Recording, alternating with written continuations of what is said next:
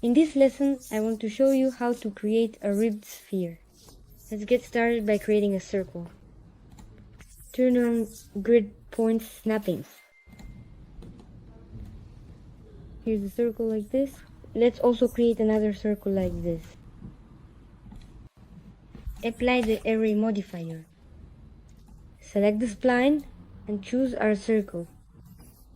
Set a higher number of instances in the circle.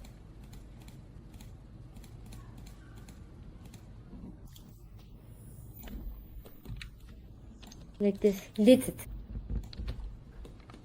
Select a wave like this from parts of our circles.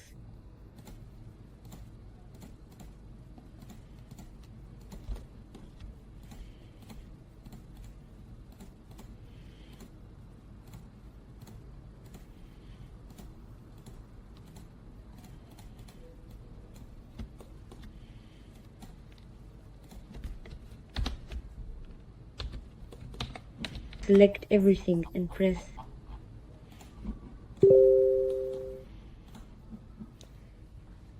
Then do less.